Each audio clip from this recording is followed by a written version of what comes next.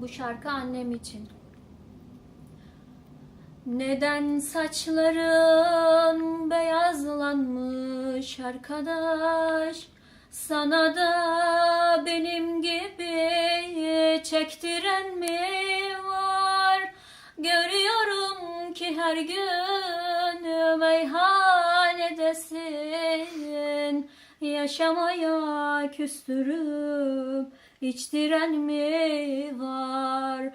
Görüyorum ki her gün meyhanedesin. Yaşamaya küstürüp içtiren mi var? Bir zamanlar ben de deli gibi sevdim. O bana dert, ben ona mutluluk verdim. Bir zamanlar ben de deli gibi sevdim. O bana dert, ben ona mutluluk verdim.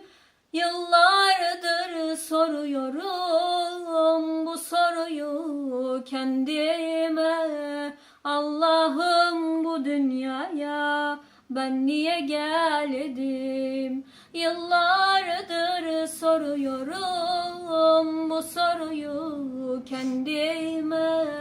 Ya Rabbim, bu dünyaya ben niye geldim? Katlanmayı bilmeyen aşkı çekemez. Aşka mahkum edilen garip gülemez.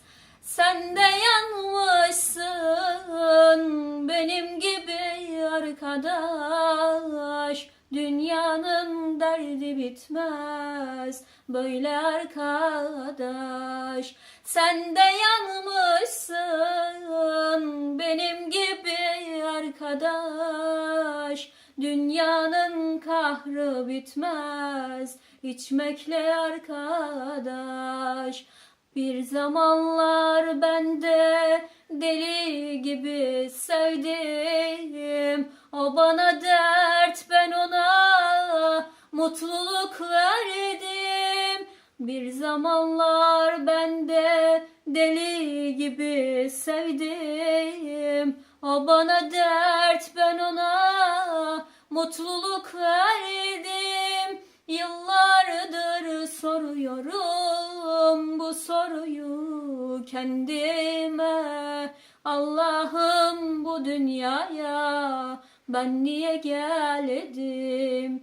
Yıllardır soruyorum bu soruyu kendime. Ya Rabbim, bu dünyaya ben niye geldim?